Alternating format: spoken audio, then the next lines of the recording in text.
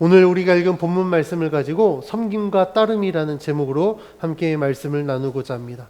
지난주 본문에서 바리새인들이 예수님을 붙잡기로 한 자신들의 계획이 수포로 돌아간 것에 대해서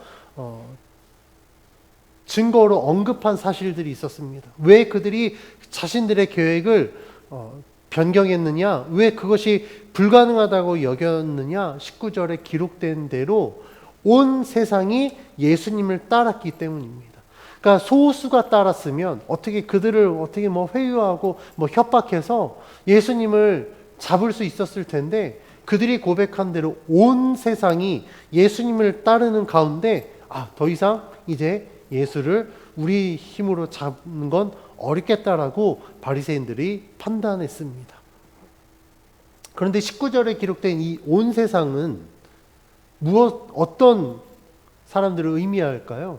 이 온 세상은 단순히 그 지역에 지금 예루살렘에 모여서 예수님을 따르는 사람들만을 이야기하지 않습니다. 온 세상이란 말 그대로 이스라엘 백성을 뛰어넘어 다른 사람들도 예수님을 믿었다라고 이야기하고 있습니다. 그 이방인들의 대표적인 예가 오늘 본문에 나오는 헬라인입니다. 이 헬라인에 대한 정보는 20절에 기록되어 있는데, 20절의 말씀에 보면 그들은 명절에 예배하러 예루살렘에 왔다라고 기록하고 있습니다. 헬라인이 유대인도 아닌데 굳이 유대인의 명절을 지키러 예루살렘에 온 이유가 무엇일까? 당시에는요, 이 헬라인들이 유대교로 개종하는 경우가 굉장히 많았습니다. 왜냐하면 이 헬라의 종교는요, 굉장히 다신론적인 그 사상을 갖고 있거든요. 그래서 우리 성도님들이 잘 알고 있듯이 대표적인 예가 로마 그리스 신화입니다. 로마 그리스 신화에 보면 여러 신들이 등장하죠. 제우스, 아데미, 헤르메스, 이런 굉장히 많은 신들이 등장하거든요. 이러한 다신론의 그 종교 문화 안에 가장 큰 약점이 뭐였냐면, 헬라 종교는요, 철저하게 종교와 삶이 분리되었습니다. 그런데 그 가운데 굉장히 좀 고차원적인 신앙을 갖기를 원했던 자들은 이 헬라 종교 안에서 만족을 누리지 못했던 거예요. 그런데 그들이 유대인을 바라보니 유대인들은 삶이 곧 종교였고 종교가 곧 삶이었습니다. 그리고 그 종교 때문에 그들은 굉장히 절제하는 삶을 살았고 굉장히 통제되는 삶을 살았거든요. 왜냐하면 그걸 통하여서 자신이 믿는 하나님의 말씀에 순종하고, 그 또한 그들은 언약 백성으로서 자신들의 그 존재감을 늘 확인하기 위하여서 굉장히 철저한 삶을 사는 그 모습을 보면서, 저들이 믿는 하나님, 저들의 종교가 진짜 고차원적인 고등 종교다라고 생각했고, 그러한 삶과 신앙이 일치되는 모습에 매료되어서 유대교를 개종한 헬라인들이 존재했습니다. 그렇기 때문에 그런 이유로 인하여서 이 헬라 종교에서 유대교로 개종한 사람들은 중에 일부는 예루살렘에 올라와서 유대인들과 같이 유월절을 지키기 위하여서 이제 함께 모인 것입니다. 이 종교적 갈망이 강했던 이 헬라인들에게도 죽은 나사로가 다시 살아난 이 이야기가 분명히 전해졌습니다. 그러니까 그 이야기를 들은 헬라인들이 예루살렘에 모여서 예수님을 만나기를 원했는데, 그들이 예수님을 만나기 위해서 시도한 건 무엇이었냐면, 예수님의 제자 중에 한 사람인 빌립에게 가서 예수님을 만날 수 있도록 청합니다. 그 말씀이 오늘 본문 21절에 기록되어 있는데, 21절 말씀 같이 한번 봉독해 봅니다. 시작. 그들이 갈릴리 벳세다 사람 빌립에게 가서 청하여 이르되, 선생이여, 우리가 예수를 배우고자 하나이다 하니. 아멘. 이 헬라인들이 다 12명의 제자들 중에 이 빌립에게 부탁한 이유가 있습니다. 21절 말씀에 그 이유가 기록되어 있는데, 첫 번째 이유는요, 빌립이 갈릴리 벳세다 사람이라고 기록하고 있습니다. 그렇죠? 이 갈릴리 벳세다는 어떤 지역인가? 갈릴리 벳세다는요, 예루살렘과 이방 그 땅의 경계에 있는, 지금으로 따지면 국경 정도 여기면 될 것 같습니다. 이 국경에 있는 사람들의 특징은 무엇이냐면 이방과 이스라엘 이 문화가 공존하고 있다라는 거예요. 그렇죠? 국경을 왔다 갔다 하다 보니 저쪽 문화도 알고 있고 이쪽 문화도 알고 있고, 그리고 또 하나 알 수 있는 건 이 빌립이라는 이름이 히브리식 이름이 아니라 헬라식 이름이거든요. 그러니까 이 헬라식 이름을 사용하고 있는 빌립, 헬라인들에게는 굉장히 친근감을 갖고 있었을 것입니다. 그렇다 보니 그들이 다른 시몬, 베드로의 이름, 또 다른 이름이 시몬이잖아요. 시몬보다는 그래도 빌립, 우리랑 같은 문화권이 있으니 우리에 대한 이질감이 적겠지라고 생각하고 빌립에게 청한 것입니다.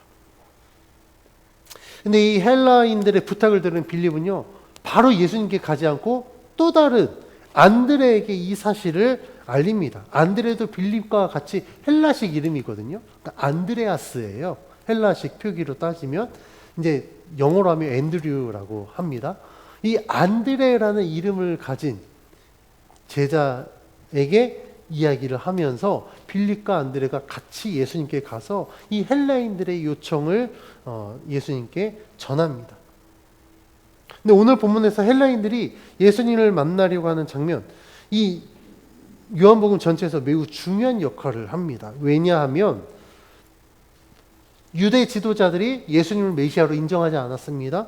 오히려 예수님을 신성모독하는 자, 그리고 율법을 어긴 자, 이 범법자로 여기고 예수님을 죽이려고 하는 상황에서 많은 사람들이 예수님을 믿게 되었는데, 예수님을 믿는 자들이 유대인으로만 국한되지 않고 유대인을 뛰어넘어 헬라인들까지도 예수님을 믿었다라고 기록하고 있기 때문에 그렇습니다.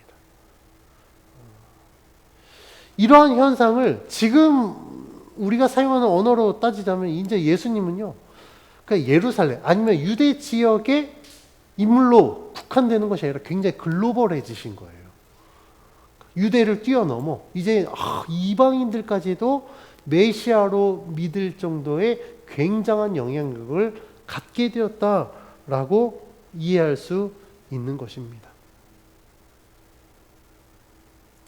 그래서 이 바리새인들은요, 이제는 우리가 손쓸 수 있는 우리의 영역을 뛰어넘었다라고 생각하고 자신들의 계획이 이제 행할 수 없다라고 여긴 것입니다.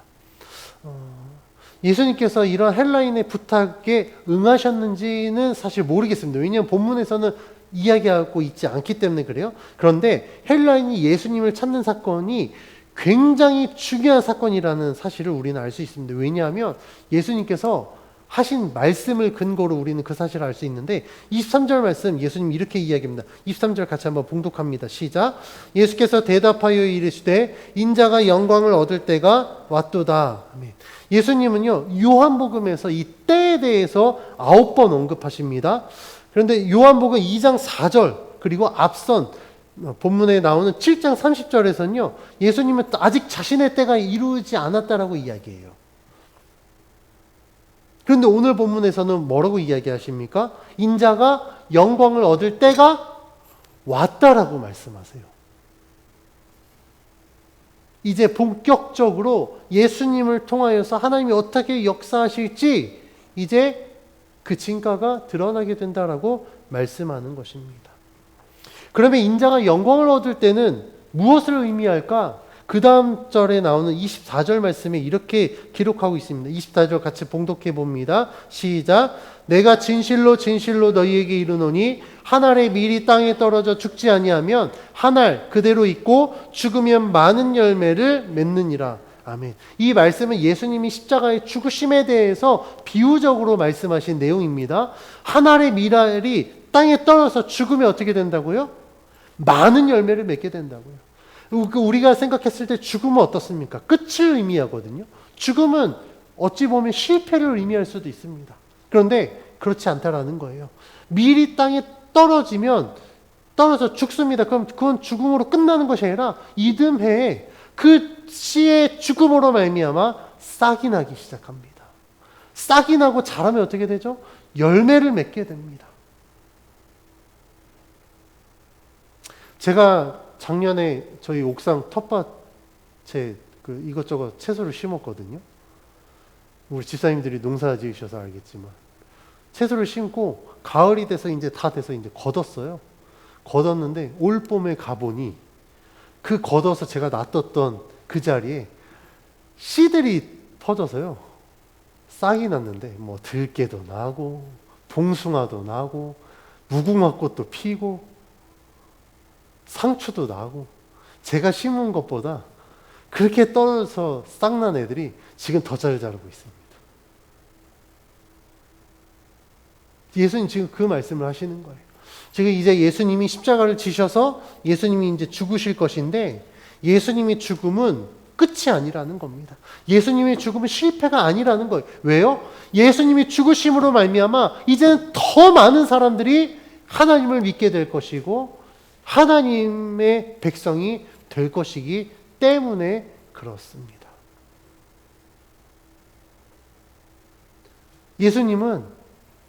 예수님이 죽으심으로 말미암아 온 인류를 구원하시는 그 하나님의 구원 계획을 이루기 위해서 이 땅에 오셨기 때문에 예수님 말씀하시는 거예요. 나의 죽음은 결코 실패가 아니다. 나의 죽음은 결코 끝이 아니다. 오히려 예수님이 십자가의 죽으심은 모든 죄를 이기는 승리이자 모든 사람을 구원하는 영광스러운 일이다라고 말씀하고 있는 것입니다. 예수님께서 헬라인이 찾아왔을 때 이 말씀을 하신 이유는 예수님이 오시기 전에는 하나님의 구원이 예루살렘을 중심으로 한 이 이스라엘 백성들에 국한되었습니다. 왜냐하면 하나님께서 아브라함에게 언약을 맺으셨거든요. 그래서 그 언약은 아브라함의 혈통인 유대인들에게만 유효했던 언약이었습니다.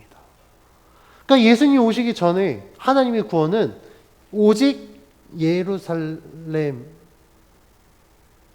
중심으로 한 이 이스라엘 백성들에게만 국한된 것이었어요. 그들이 누릴 수 있는 특권이었던 것입니다. 그런데 하나님은 어떤 하나님이십니까? 하나님은 유대인들만의 하나님이 아니시거든요. 이스라엘만의 하나님이 아니십니다. 하나님 온 세상 만물을 창조하시고 모든 것을 통치하시는 주관하시는 만군의 여호와이십니다. 그런 하나님께서 아브라함과 언약을 맺으셨다고 유대인들만 구원하시면 하나님은요 유대인들만의 하나님이 되는 거예요. 그러면 유대인들보다 더 많은 숫자인 온 열방은 어떻게 되겠습니까? 멸망할 수밖에 없습니다. 그래서 하나님이 세우신 구원의 계획은 바로 예수 그리스도를 통하여 이제는 내가 새 이스라엘을 만들고 그 예수로 말미암아 새 이스라엘이 된 모든 자들을 구원하겠다라고 하나님이 계획하셨고 그 계획을 이루기 위해서 예수 그리스도를 이 땅에 보내주신 것입니다.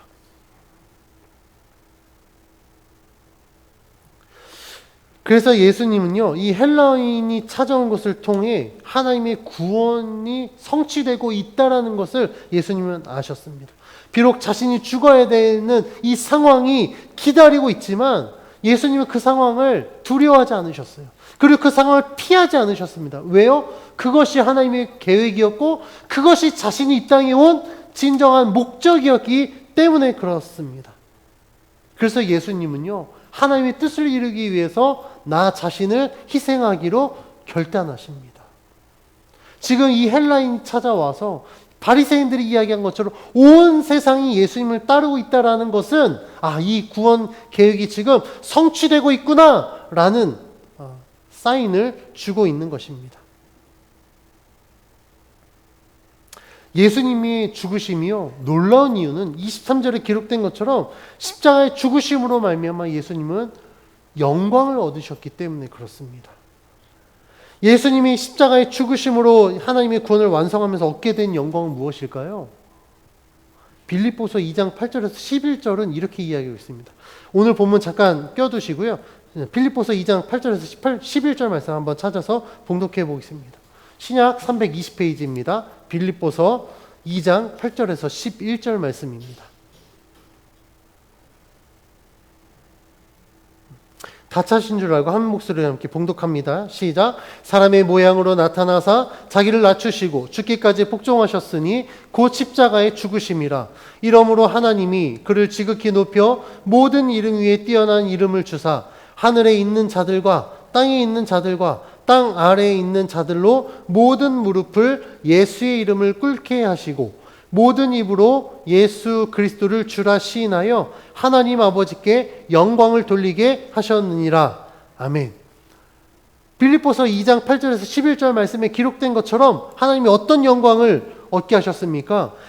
8절 말씀에 예수님이 자기를 낮추시고 죽기까지 복종하셨을 때에 9절 말씀에 예수님이 십자가에 죽으셨지만 하나님은 그것을 끝내지 않으시고 어떻게 하십니까? 모든 이름 위에 뛰어난 이름을 주님 하나님 말씀에 순종한 예수 그리스도께 주셨다라고 말씀하고 있습니다.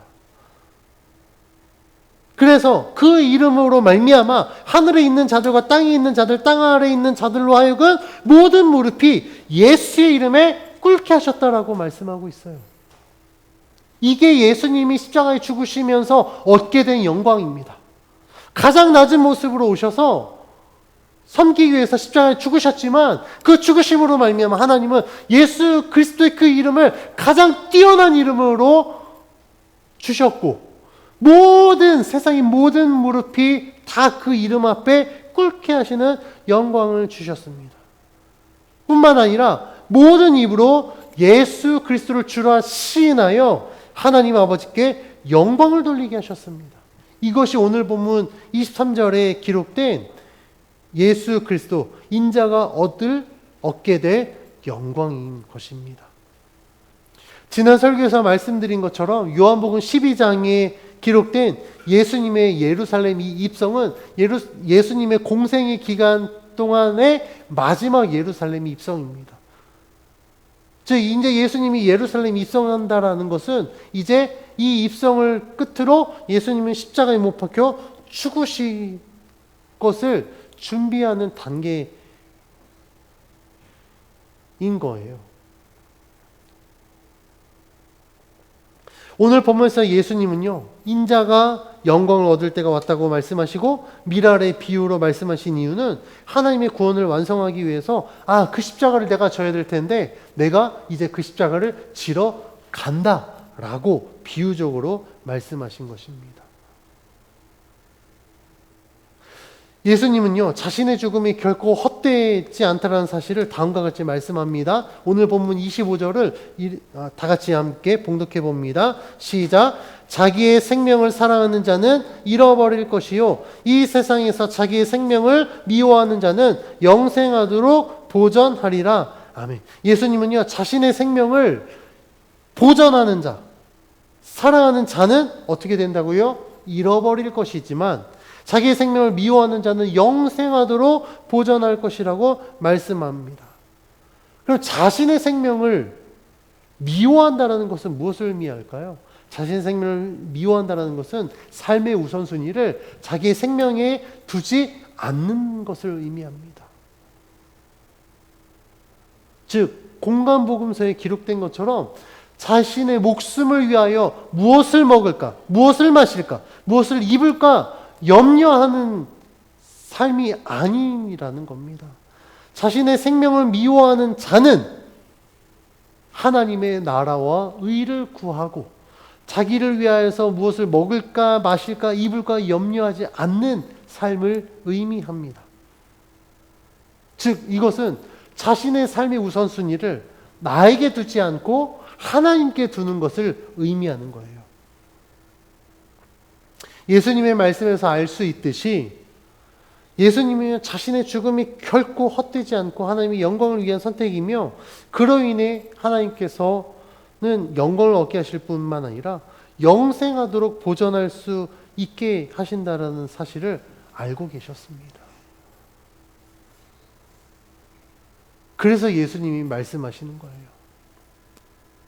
내가 그렇게 하는 것처럼, 내가 그렇게 하나님 말씀에 순종하여 하나님이 나에게 그 영광을 얻게 하시는 것처럼 하나님을 믿는 자들은 이렇게 살아야 된다라고 말씀하고 있는 것입니다.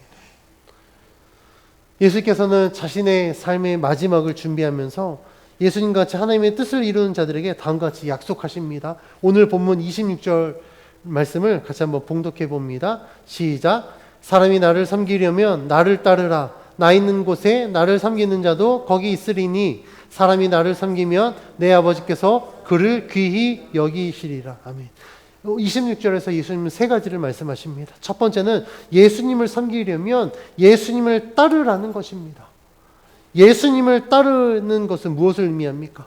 공관복음서에 말씀하신 것처럼 누구든지 나를 따라오려거든 자기를 부인하고 자기 십자가를 지고 예수님을 따르는 것을 의미합니다. 그래서 예수님을 따르는 것은요, 자기 부인을 의미합니다.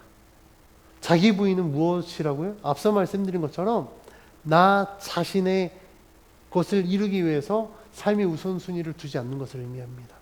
자기를 부인하는 것은 하나님을 삶의 우선순위로 두고 하나님의 뜻을 이루는 것을 의미합니다. 예수님이 이렇게 말씀하실 수 있었던 이유는 예수님 자신이 그렇게 모범을 보여주셨기 때문에 그렇습니다. 예수님이 이 땅에 오셔서 자기의 이익을 구하지 않으셨습니다. 예수님 언제나 하나님 말씀에 순종하셨고 언제나 하나님의 뜻을 이루기 위하여서 자신의 삶을 바쳤습니다. 그래서 사람들이 예수님을 왕으로 삼으시려고 했을 때 예수님 그 자리를 피하셨습니다. 왜냐하면 그게 이 땅에 온 목적이 아니었거든요.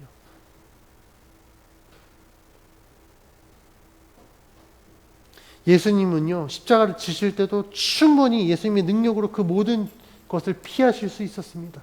그럼에도 불구하고 예수님은 십자가를 피하지 않으셨습니다. 왜요? 자신이 죽어야만 하나님의 구원이 완성되기 때문에 그렇습니다. 그래서 예수님이 겟세마네 기도에 동산에서도 기도하실 때 뭐라고 말씀하십니까?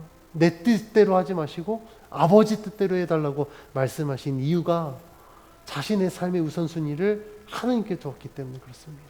예수님이 그런 삶의 모범을 보여주시면서 우리들에게 말씀하시기 때문에 우리도 또한 그러한 삶을 살 수 있는 것입니다. 예수님이 말씀하신 두 번째는요, 예수님이 계시는 곳에는 예수님을 섬기는 자가 있다라고 말씀하고 있습니다. 예수님이 계시는 곳에는 예수님을 섬기는 자가 있다라는 이것은 무엇을 의미할까? 예수님을 섬기는 자의 삶에는 언제나 예수님이 계신다는 것을 의미하는 겁니다. 다시요. 예수님이 계시는 곳에 예수님을 섬기는 자가 있다는 건 무엇을 의미한다고요? 예수님을 섬기는 자의 삶에는 언제나 예수님이 함께한다라는 것을 의미한다라는 겁니다. 그러니까 내가 입으로는 예수님을 따릅니다. 내가 예수님을 믿습니다. 그런데 그 삶에 예수님이 없으면 그 사람은 예수님 믿는 것이 아니에요. 그래서 주님이 우리들에게 말씀하십니다. 누구든지 나더러 주여 주여 하는 자마다 천국에 갈 것이 아니다. 입으로만 백날 해봐야 의미 없다라는 거예요. 그럼 어떤 자가 천국에 갑니까? 정말 자신의 삶의 주인으로 예수님을 모셔드리고 내 삶 속에 예수님이 늘 함께 할 때 비로소 구원받은 백성이 될 수 있다라고 말씀하고 있습니다.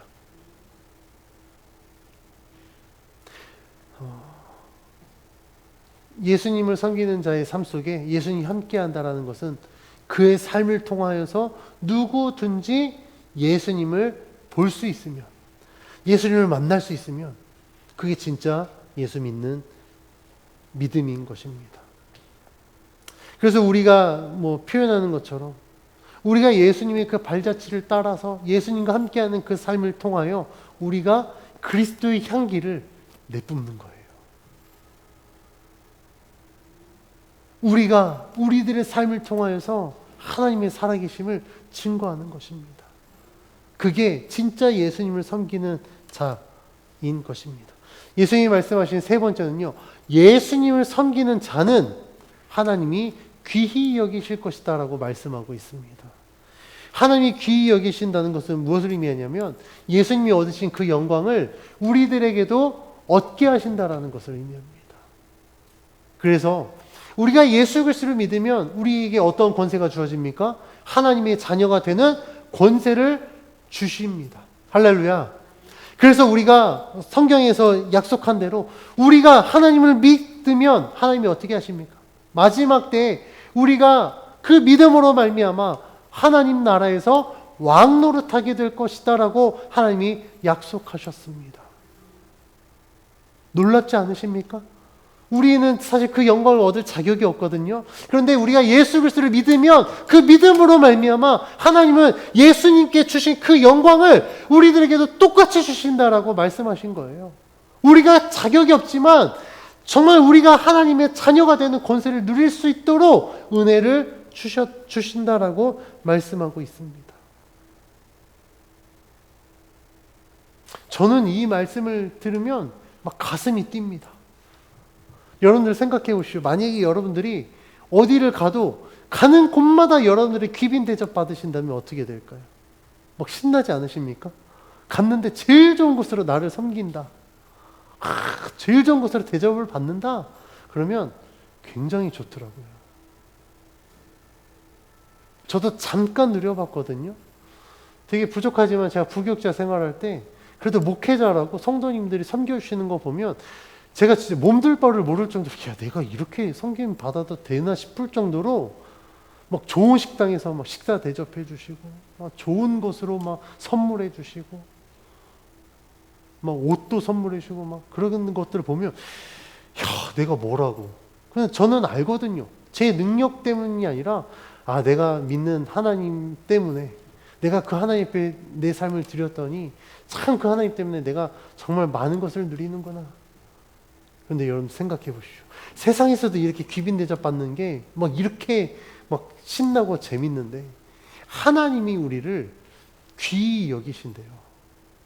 하나님이 우리를 귀빈 대접해 주신다라니까요. 신나지 않으십니까? 저만 신나나요? 저는 막 이 말씀을 듣고 막 가슴이 뛰더라고요. 야, 내가 그런 존재라고? 하나님이 나를 그렇게 대접하신다고? 저는 이 말씀을 준비하면서 이 구절을 읽으면서 야, 이런 것 때문에 예수 믿는 거구나 라는 것을 깨닫게 되었습니다. 여러분들 우리가 사실 자격이 있어서 그런 대접받는 게 아닙니다. 사실 우리는 그런 자격받을 만한 존재 아니거든요. 그런데 하나님이 약속하신 딱 하나, 그거 무엇입니까? 예수 그리스도를 믿으면, 예수를 주로 시인하면 하나님이 자격이 없고 참 부족하고 연약하지만 그 믿음 때문에 우리를 귀히 여기시겠다고 약속하셨습니다. 그런데 전제 조건이 있습니다. 그건 무엇이냐면 우리가 예수님을 따랐을 때, 우리가 자기를 부인하고 우리가 져야 될 십자가를 졌을 때에 비로소 이 은혜를 누릴 수 있다라는 겁니다. 하나님 치사하게 좀 그냥 주시면 어떨까요? 꼭 그렇게 전제 조건을 달아야 될까요? 그런데요, 우리가 사실 자기를 부인하고 십자가를 지는 건 우리가 얻게 될 영광에 비하면 사실 아무것도 아닙니다. 우리가 생각했을 때, 지금 생각했을 때, 이거 대단한 것 같고, 막 엄청난 걸 포기하고 내려놓는 것 같지만, 우리가 얻게 될 영광과 비교하면 사실 그거요, 세 발의 피입니다. 아무것도 아니거든요. 그런데 왜 하나님께서 우리들에게 그걸 요구하십니까? 이유는 하나예요. 우리가 그 영광을 얻기 위해서 우리들의 삶에 하나님이 주인 되셔야 되거든요. 야, 이런 어마어마한 걸 위해서 너 그거 정말 쬐끄만 거 그거 너 버려야 돼 라고 말씀하고 있는 겁니다.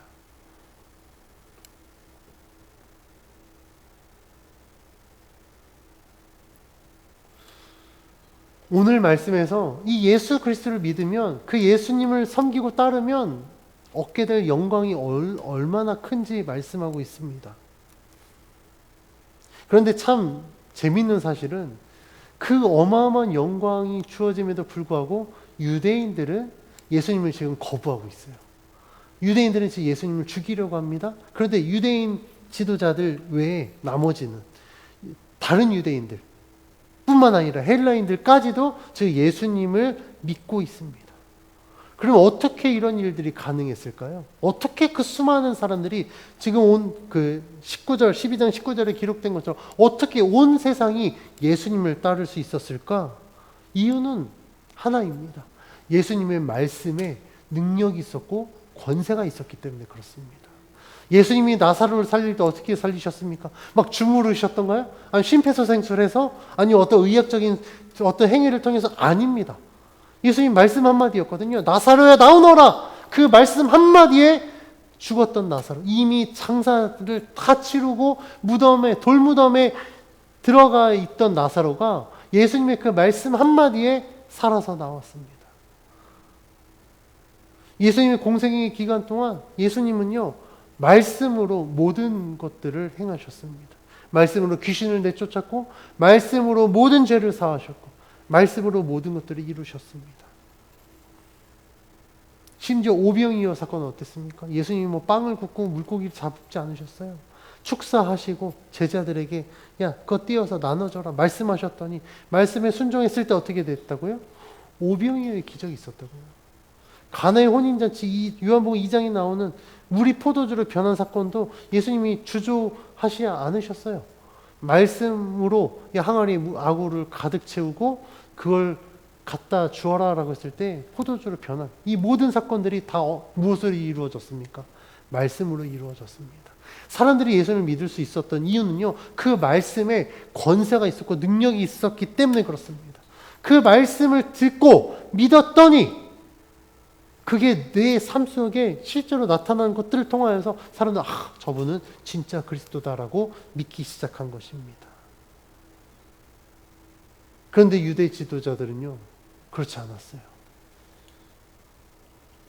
유대 지도자들은 그 말씀을 오히려 거부했습니다. 그렇다 보니 사람들은 점점 유대 지도자를 따르기보다 예수님을 따르기 시작했던 거예요. 예수님은 분명 유대 지도자들과 다르셨습니다. 유대 지도자들은요 자신의 기득권을 지키려고 그 기득권을 남용했습니다.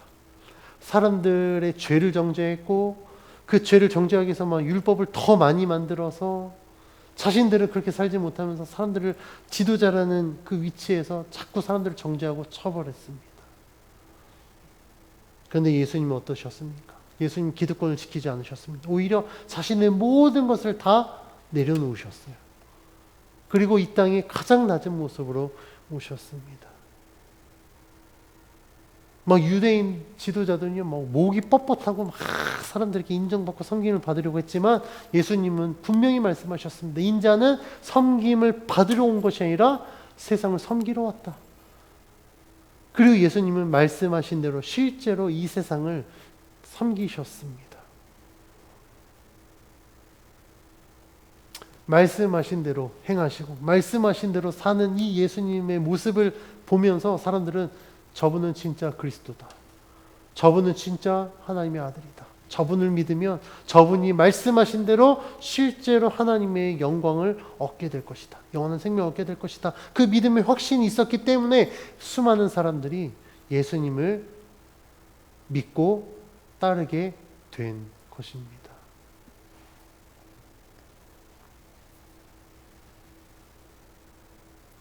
사람들이 예수님을 따르는 또 다른 이유는요, 오늘 본문에 나온 것처럼 하나님께서 예수님이 영광을 얻게 하셨기 때문입니다. 이 영광은 어떤 영광이라고? 세상의 것과 비교할 수 없는 영광입니다. 하나님께서는요 예수님을 가장 높은 이름으로 그리고 가장 빛나게 하실 것이라고 약속하셨습니다. 예수님이 얻게 될 영광은요 세상의 모든 것을 통치할 영광입니다. 모든 무릎이 그 이름 앞에 꿇을 수밖에 없는 영광, 그리고 영원한 생명을 주관하는 그 영광입니다. 그 영광을 얻게 될 그 예수님, 그 예수님을 통해서 하나님이 뜻하시고 계획하신 것을 이루실 것들을 믿는 자들이요 예수님을 따르게 된 겁니다. 근데 우리가 오늘 본문 말씀에서 우리가 주목해야 될 사실이 있습니다. 그것은 무엇이냐면 예수님을 따르는 자들은요, 예수님을 따르기 위해 예수님을 섬기는 자들이라고 말씀하고 있습니다. 예수님을 섬기는 것은 무엇을 의미합니까? 나 자신을 내려놓고 예수님의 말씀에 순종하는 것을 의미합니다. 예수님이 복음서에 말씀하신 것처럼 예수님을 따르기 위해서는요, 자기 자신을 부인해야 됩니다. 내가 져야 될 십자가를 져야 됩니다. 나를 부인한다라는 것은 삶의 우선순위를 나 자신에게 두지 않고 하나님께 두는 것을 의미합니다. 그러면 우리는 우리의 믿음을 점검해 볼 수 있습니다. 나는 예수 믿는다고 하면서 정말 내가 예수님을 따르는 자인가? 내가 예수님을 섬기는 자인가? 여러분들이 삶의 우선순위를 하나님께 두었다면 여러분들이 예수님을 믿는 자가 맞습니다. 예수님을 섬기는 자입니다. 그런데 여러분들의 삶의 우선순위에 하나님을 믿는다고 하면서도 여전히 나 자신, 내가 이루고자 하는 것들, 나의 욕심들이 가득하다면 여러분들은 무늬만 그리스도인일 뿐 진짜 그리스도인이 될 수 없습니다. 진짜 그리스도인은요, 삶의 우선순위를 하나님께 두는 자입니다. 예수님이 말씀하신 것처럼 여러분 자신을 부인하십시오. 여러분들이 져야 될 십자가를 지십시오. 그리고 예수님을 따르십시오. 그러면 하나님이 약속하신 대로 하나님의 자녀가 되는 권세를 얻게 됩니다. 저는 이 시대에 정말 너무나도 당연하고 너무나도 기본적이지만 우리가 이 당연하고 기본에 충실하지 못했기 때문에 기독교가 영향력을 행사하지 못한다라고 생각합니다. 너무나도 당연하니까 그걸 간과한 나머지 자꾸 다른 것만, 기교만 늘다 보니 교회가 영향력을 상실해버린 거예요. 세상의 모든 이치는 똑같습니다. 기본에 충실하면요, 절대 흔들리지 않습니다. 그런데 기본기 없이 자꾸 어떤 스킬만 늘고 기교만 하고 자꾸 몸만 치장만 하려고 하면요, 어떻게 됩니까? 와르르 무너져 버립니다. 건물이 그렇고요, 요리도 그렇고요, 그렇습니다. 우리의 신앙도 똑같습니다. 그래서 저는 우리가 기본부터 다시 시작했으면 좋겠습니다. 다시 기본부터 점검하고 정말 내가 나를 부인하고 있는 삶을 살고 있는가? 정말 하나님이 내 삶의 우선순위가 되고 있는가? 그렇지 않으면요, 아무리 많은 은사를 받아서 그 은사를 행하고 아무리 많은 성경을 알고 있고 달달달달 외우고 있고 아무리 신학 과정을 해서 학위를 따고 많은 것을 공부해도 아무런 의미가 없습니다. 구원받는 데는 아무런 의미가 없다라는 거예요. 사랑하는 성도 여러분, 예수님을 따르는 자, 예수님을 섬기는 자는요, 자기를 부인하는 자입니다. 예수님이 그렇게 하신 것처럼 삶의 우선순위를 하나님께 두는 것입니다. 이러한 자가 진짜 구원받은 자이고 진짜 하나님이 약속하신 영광을 얻고 하나님이 귀히 여기시는 자라는 사실을 깨닫고 우리들의 삶에서 우리가 다시 한번 실천하고 주의 말씀대로 행하는 믿음의 성도가 되시길 주의 이름으로 축원합니다.